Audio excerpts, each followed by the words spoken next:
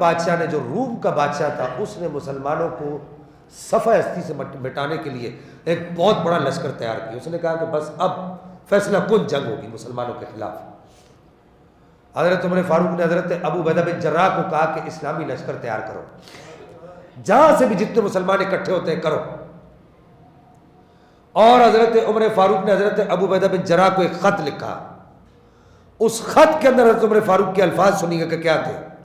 حضرت عمر فاروق نے کہا جہاں جہاں سے مسلمان فوج خروج کر رہی ہے، یعنی نکل کے ہرقل بادشاہ کے خلاف اور رومی عیسائیوں کے خلاف لڑنے کے لیے جا رہی ہے، ان لوگوں سے یہ بات کہہ دو، عیسائیوں سے اور یہودیوں سے اور جتنے بھی غیر مسلم ہیں ان سب سے. حضرت عمر فاروق نے خط لکھا، کہا یہ بات کہہ دو. حضرت ابو عبیدہ بن جراح کو کہا یہ بات کہہ دو کہ جو جو تم لوگوں سے ٹیکس لیا تھا، وہ ٹیکس ہم نے تم سے اس وجہ سے لیا تھا کہ تمہاری جان اور تمہارے مال کا تحفظ ہمارے پاس ہے.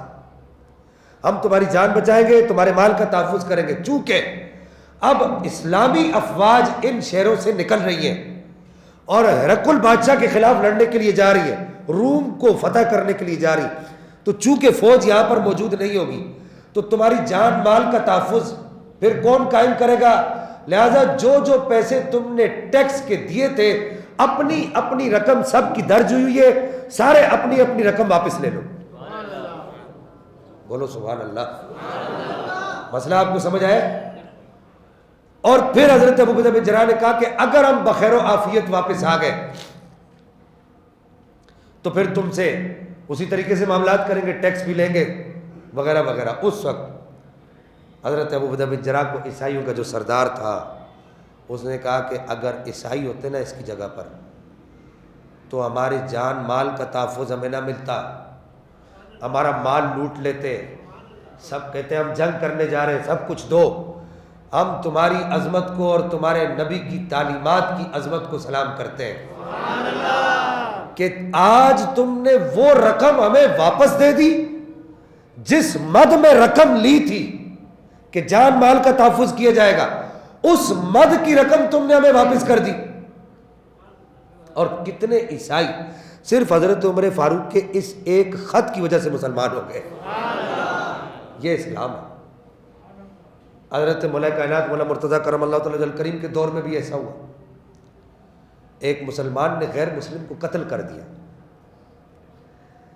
مسلمان کے رشتہ دار حضرت مولا مرتضیٰ کرم اللہ تعالی وجہ کریم نے کہا کہ اس مسلمان کو اس غیر مسلم کے قتل کے بدلے میں قتل کیا جائے گا. مختصر عرض کر رہا ہوں،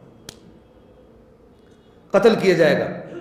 تو مسلمانوں کو جو مسلمان کے جو رشتہ دار تھے انہوں نے غیر مسلم کے رشتہ داروں کو منا لیا کہ یار تم جو ہے قصاص نہ لو، یعنی گردن کے بدلے گردن نہ لو، دیت لے لو، پیسے لے لو.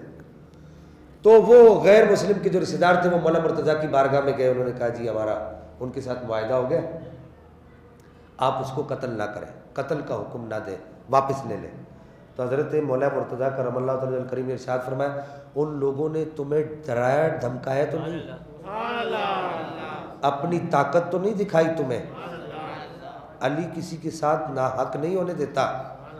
اگر ان لوگوں نے تمہیں اپنی طاقت دکھائی ہے، ڈرایا دھمکایا تو سن لو، علی جب تک رسول اللہ کی خلافت کے فرائض سر انجام دے رہا ہے اس وقت تک کوئی ظالم چاہے مسلم ہو چاہے غیر مسلم ہو، اس وقت تک کوئی ظالم کسی مظلوم پر کیے گئے ظلم کے بدلے کے بغیر زندہ نہیں رہ سکتا.